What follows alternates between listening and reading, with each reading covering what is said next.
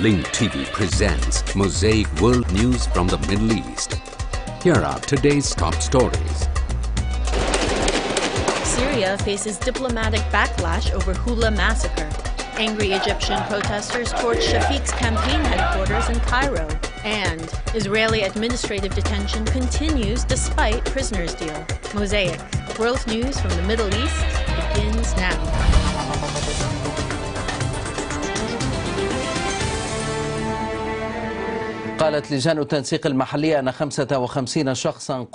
Syrian Local Coordination Committee said that 55 people, including 6 children, were killed today, most of them in Homs city. Opposition sources indicated that armed dissidents killed 20 soldiers in violent clashes that were witnessed in the town of Abyei in Aleppo province. Demonstrations broke out across the province to support the cities and towns subject to the shelling.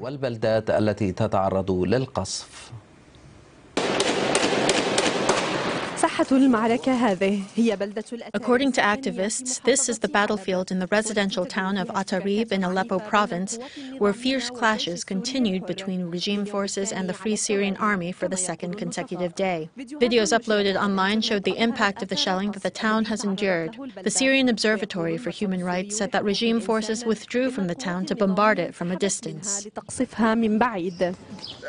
Assad's brigades violated the ceasefire by launching rockets on the town in a violent and indiscriminate shelling until dark clouds covered the town of Abyei. In addition, the Free Army was forced to respond to the Assad brigade's assaults, which caused violent clashes to erupt. Meanwhile, the UN observers delegation was visiting the town of Azaz, which welcomed them in its own way. News from Aleppo was absent from Syrian state media. Syrian TV said special organizations raided what it referred to as nests of the armed groups in Hama and confiscated a large amount of weapons and ammunition. An explosive device equipped with a timer, PK machine guns, and a large number of bullets, ammunition, hand grenades, and poison gas.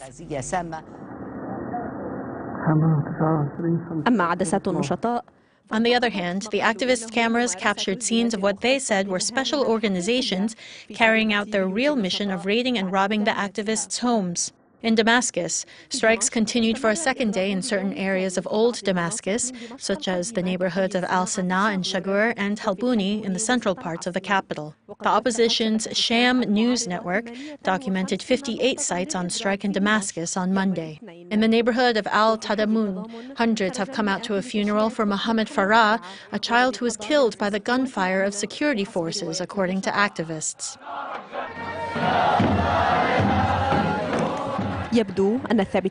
These days, it seems like the only thing consistent in Syria's reality is the chaotic situation on the ground, which is developing separately from the changing course of diplomatic and international activity. Zaina Al-Hayam, BBC.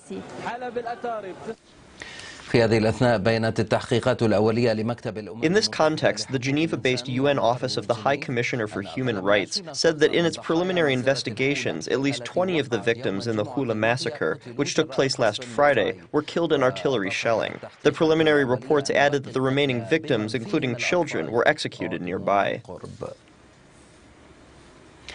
A spokesman for the U.S. State Department told the BBC that the U.S. administration decided to expel the Syrian chargé d'affaires in Washington, Zuhair Jabour, in response to the Houla Massacre.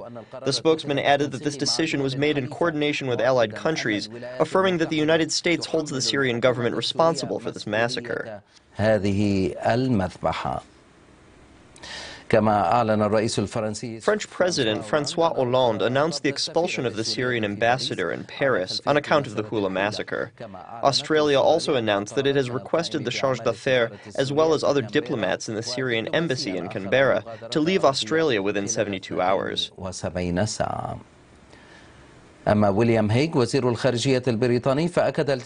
for British Foreign Minister William Hague, he reaffirmed the commitment of his country and its allies to pressuring the Syrian regime to adhere to the Annan Plan. This comes after a decision was issued to expel the Syrian diplomats from London. Hague added that he agrees with Russia on the necessity of Damascus's commitment to the Annan Plan, denying that there is any plan for military intervention.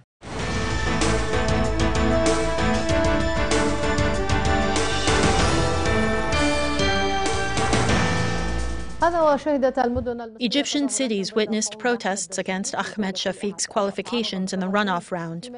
Protesters in central Cairo's Tahrir Square were attacked with batons by thugs. The Al-Noor Party and the martyrs' families announced their endorsement of Muslim Brotherhood candidate Mohamed Morsi. Meanwhile, political activists waged a campaign to combat the regime's remnants in the runoff elections.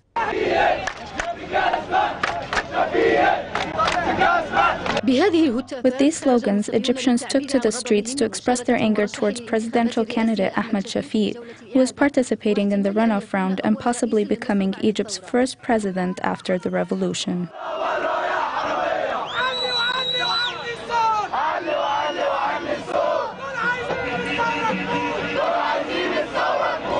Once again, the revolutionaries took to the squares in different governorates to protect the revolution, which would be at stake if Shafiq won the elections, given that he was one of the figures of the regime they revolted against. We are here to bring victory to the revolution. If Ahmed Shafiq wins, then the revolution will be wasted. The protesters in Tahrir Square in Cairo announced that Shafiq's presidential candidacy is unacceptable and a loss of the martyrs' rights. They stepped on his pictures and lifted signs condemning him. One of them reads, "Shafiq will be president over my dead body." People are very upset and they will not allow Ahmed Shafiq to rule the country. All of these people revolted against Hosni Mubarak, who is poorly managing the country. We were very intimidated by the police. If Ahmed Shafiq wins, we will go back to square one. Protesters also called for the enforcement of the disenfranchisement law on Shafiq. The disenfranchisement law forbids anyone from the old regime ruling us. The enraged protesters reached Shafiq's campaign headquarters in several governorates and set it on fire, throwing his campaign's advertisement materials outside his headquarters in the Do'i area in Cairo, where some of his supporters were gathered. I don't want the remnants of the regime that corrupted political life over the past 30 years to return to politics again. Alexandria also witnessed large protests condemning Ahmed Shafiq.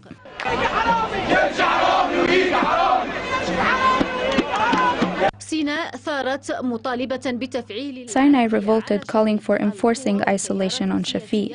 Social movements and political forces, including Al-Karama or Dignity Party, the Committee to Protect the Revolution, Revolutionaries of Sinai, and some political and religious movements, went out in a massive protest in Al-Sadat Square in the center of Al-Arish city to demand the enforcement of the disenfranchisement law on Shafiq.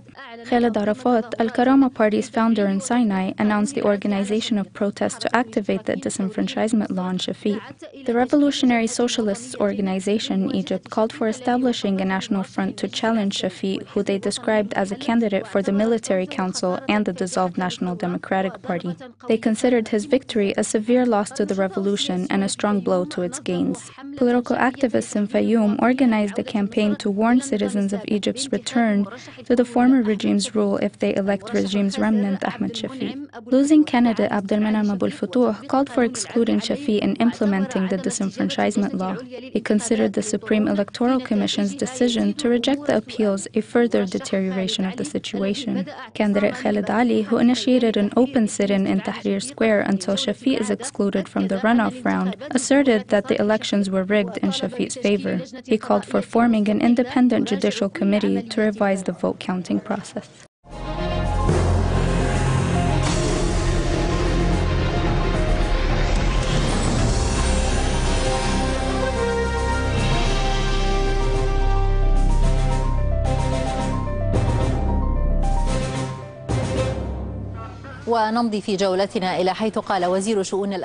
Palestinian Minister of Prisoners Affairs Zaisa Karoka said that the Israeli prison administration has violated the prisoners' rights by extending administrative detention to nearly 30 prisoners since they ended their hunger strike. Karoka explained that the prisoners are monitoring what is happening, and if Israel continues these violations, they will restart their hunger strike.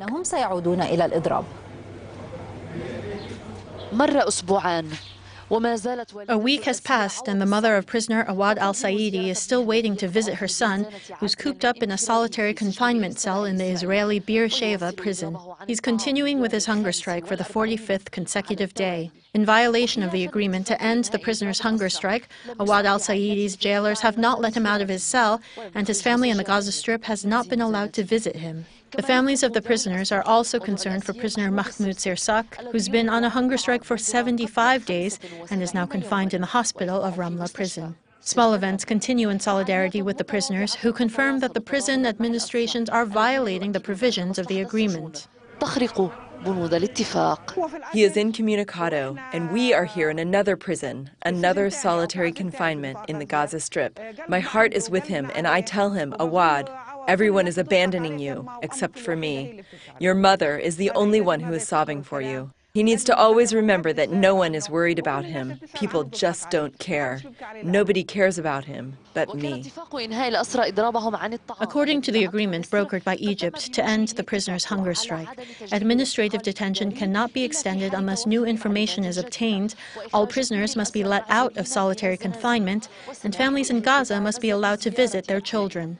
However, human rights organizations confirm that Israel has breached the agreement. Administrative detention was extended to 30 prisoners. Solitary confinement continues for prisoner Darar Sisi. The prisoners who went on hunger strike were denied visits, and sections of the prisons continue to be raided in ways that provoke the prisoners. We have drafted a book with a detailed list of names to prove to our brothers in Egypt the facts of the Israeli violations. Israel is a fascist, racist, and oppressive country that does not respect the law. It remains the same Israel. Those who thought the prisons would turn into warm cradles after the hunger strike were mistaken. Israel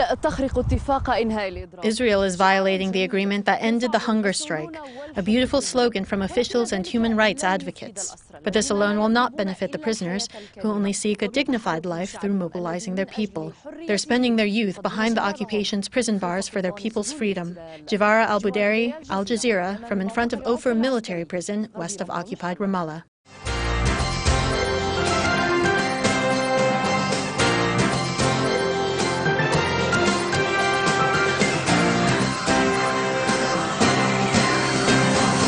IDF forces shot and wounded 4 people who were attempting to cross illegally into Israel along the Egyptian border this morning. According to security sources, the infiltrators opened fire at the soldiers who were trying to apprehend them. 3 foreigners and an Egyptian smuggler were moderately wounded in the ensuing exchange. The injured were airlifted to Soroka Hospital in Beersheba for treatment. According to hospital sources, the 3 illegal migrants are of Chinese origin. The Southern Command's elite Ramon Reconnaissance Unit was recently formed to monitor the border with Egypt and was involved in this incident. Police are on alert in South Tel Aviv to prevent a renewal of violence directed against illegal migrant workers. This as Knesset member Miri Regev has been ridiculed in the social media for referring to the migrants as a cancer. We get more in this report from Dennis Zen. Despite several news reports to the contrary, there was no overt evidence of a reinforced police presence in the south of Tel Aviv this morning, in the areas populated by migrant workers. Last week, a violent confrontation erupted when angry Israeli residents of the area clashed with the foreign workers during a demonstration against the government's handling of the issue. The residents say that the foreigners, who are predominantly from Sudan and Eritrea, have caused a spike in the level of crime and endanger their safety. In response, Harel Locker, the Director General of the Prime Minister's Bureau, today said 20,000 illegal workers and 7,000 infiltrators have already been deported, and that plans are being made to expel many of the remaining 62,000. Locker said that Netanyahu opposes the suggestion made by Police Chief Yochanan Danino to allow the illegal migrants to work. Netanyahu explained that while that may lower the crime rate, it will also encourage other job seekers from Africa to enter the country. Locker also said that completion of the border fence between Israel and Egypt has been given high priority to try and stop the flow of illegal immigrants.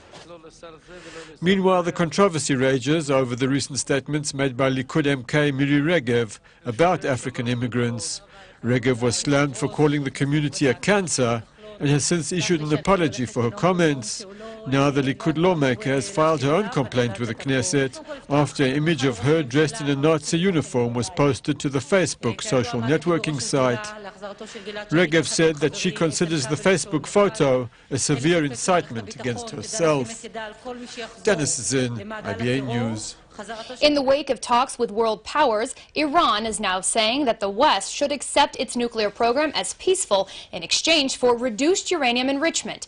A spokesman for the Iranian Foreign Ministry said that if Western countries acknowledge that Iran is using its 20% uranium for non-military purposes, the regime may consider Western requests to discontinue additional enrichment.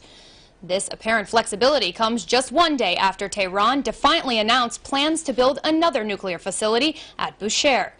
Meanwhile, U.S. Secretary of Defense Leon Panetta told ABC News that the U.S. remains prepared for any scenario regarding Iran and that it will not allow the rogue nation to acquire nuclear weapons. We begin with the fundamental premise here. And the fundamental premise is that neither the United States or the international community is going to allow Iran to develop a nuclear weapon. We will do everything we can to prevent them from developing a weapon. International community has been unified. We put very tough sanctions on them as a result of that, and we are, we are prepared for any contingency in that part of the world. But our hope is that these matters can be resolved diplomatically. The American ambassador to Israel said a few days ago that the U.S. is, quote, ready from a military perspective to carry out a strike on Iran. That's true? One of the things we do at the Defense Department, Jake, is plan. And we have plans to be able to implement any contingency we have to in order to defend ourselves.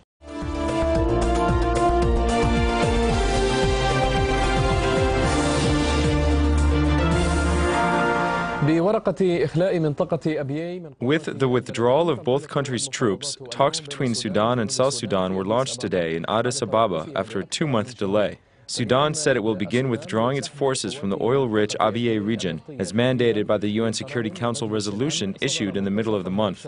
Omar al-Bashir told former U.S. President Jimmy Carter that Sudan will withdraw all of its forces from Abyei and redeploy them outside the region's borders. Juba has already withdrawn its troops from Abyei.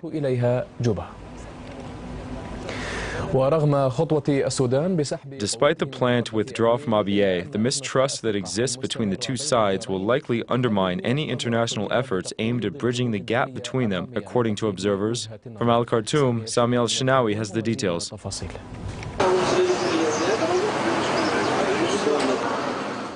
Intensive international efforts are being exerted in a bid to ensure the success of the Addis Ababa-sponsored talks. A delegation of international governors, including former U.S. President Jimmy Carter and former Algerian Foreign Minister Al-Akhdar al-Ibrahimi, has arrived at Al-Khartoum and has convinced President al-Bashir to withdraw from Abyei as a goodwill gesture from Khartoum to Juba. This news comes amid hopes that the new round of talks will help end the fighting between the two countries.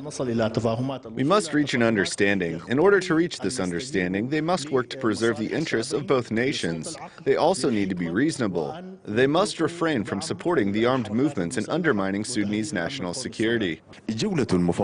Al-Khartoum said the security issues must first be addressed during this round of talks, a request that Juba rejected. However, both sides agreed to hold talks under the terms of the new roadmap adopted last month by the African Union's Peace and Security Council. Amid fears that the talks may reach a stalemate, the international community has urged both sides to offer more concessions. These issues must be resolved. Mbeki now enjoys the support of the UN Security Council and the African Union. He is now in a better position to ensure the success of the negotiations. International and regional intervention has prevented the spread of the military confrontations that erupted between the two sides along their border last month. The lack of trust between the two countries is threatening international efforts aimed at bridging the gap between Khartoum and Juba. This new round of talks is different than previous ones, as it comes at a time when both countries are witnessing an economic crisis. And any solution to this crisis hinges on the determination of both sides to reach an agreement that will help end the political stalemate and the deteriorating security situation in the region. Sami Al-Shinawi, Dubai TV, Al-Khartoum. In Yemen, the army continues to pursue armed Al-Qaeda fighters and counter their attacks in the south. In the latest incident, armed Al-Qaeda fighters targeted an army food supply convoy west of the city of Zinjibar, capital of Abyan province, killing 3 soldiers. The convoy was heading from Aden to Zinjibar when it came under attack by armed Al-Qaeda fighters. Meanwhile, fighting continues on the outskirts of Zinjibar as part of a wide-scale military operation launched by the Yemeni army to expel armed Al-Qaeda fighters from Abyan.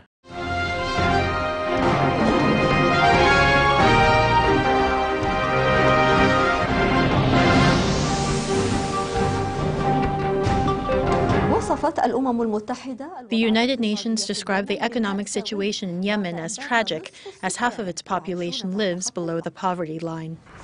The shantytown neighborhood of Al-Sunaina is located in the heart of the Yemeni capital, Sana'a. Disease and hunger haunt the families there. Ahmed, a mother of 4, must manage her household with the little money her husband earns as a street vendor. We have no source of income or pension or anything. Sometimes we're hungry. When my husband is sick or if something happens that prevents him from going to work, then we don't get any money for the day. There are millions of poverty stories like Ahmed's. More than half of the Yemeni people are living on less than $2 a day. The uprising against President Ali Abdullah Saleh and political turmoil are all factors that led to the corruption and weakening of the government and its institutions. This month, the government is trying to acquire $10 billion in urgent aid from the donor countries group in the Saudi capital, Riyadh.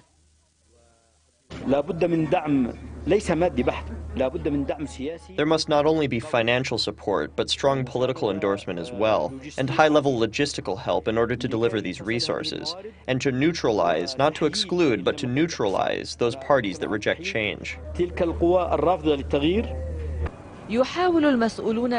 Officials are attempting to allay fears that the new Yemeni government may squander the funds.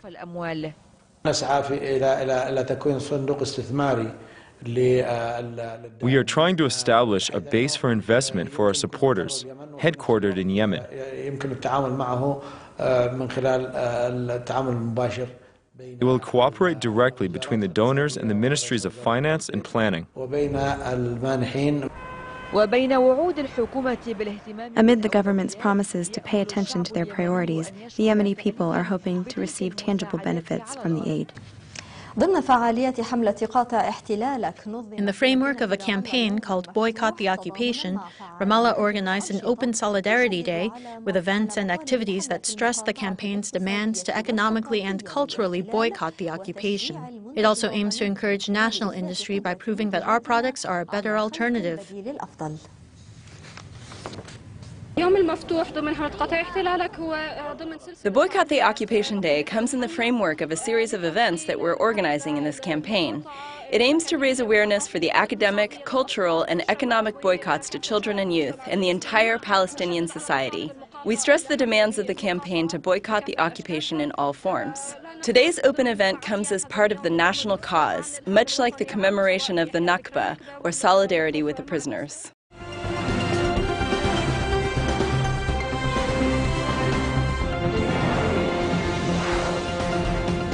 Cautious calm as Lebanon awaits the fate of pilgrims who were kidnapped by Syrian armed groups.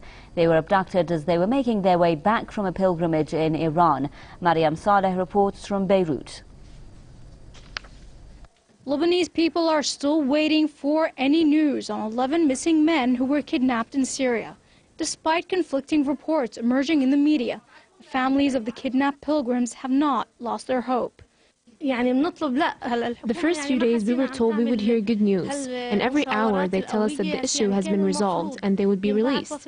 But now the silence of the government and the conflicting news we hear is hurting us. We call on our governments to send a delegation to Turkey and let us know what is really happening. The biggest shock for the families was when they waited until midnight at the Beirut International Airport after the Lebanese politicians said Lebanon would witness the quick release of the kidnapped. Don't these men have children who need their fathers? We need a humanitarian plea to the kidnappers to release my father and the other men. I can't focus on my studies. We're just waiting for the news, which we don't believe anymore.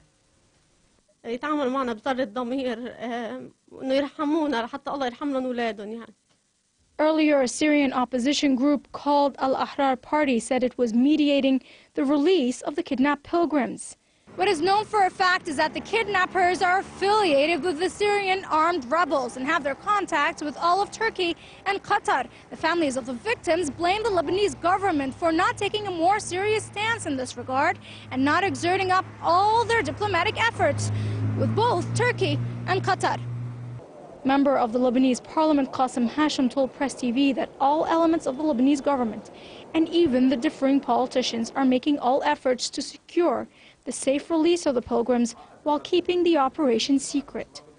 The most important issue which we can confirm is that the men are alive and in good health. All sides are exerting all efforts and making their contacts to help in the crisis, especially after the complications which arose in the first few days. Lebanese Foreign Minister Adnan Mansour has asked the Arab League Secretary General Nabil Al-Arabi to intervene. This comes as Parliament Speaker Nabi Habiri stressed that sources from the Syrian opposition and Turkish officials have confirmed that the pilgrims are still alive. Mariam Saleh, Press TV, Beirut. The views expressed on Mosaic are from contributing broadcasters, not Link TV or its sponsors. The production of Mosaic is made possible by grants from the John D. and Catherine T. MacArthur Foundation, the Wincoat Foundation, the Firedoll Foundation, and by support of viewers like you.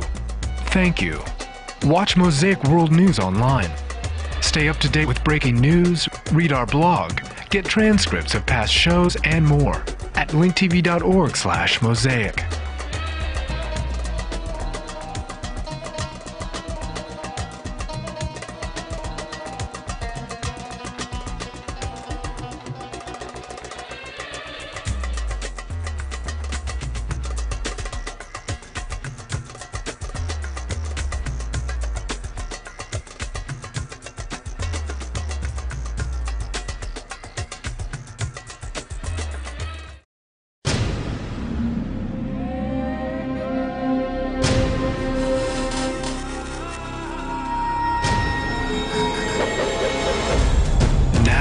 Airwaves, a global channel of uncompromising stories, world news, documentaries, entertainment, and culture.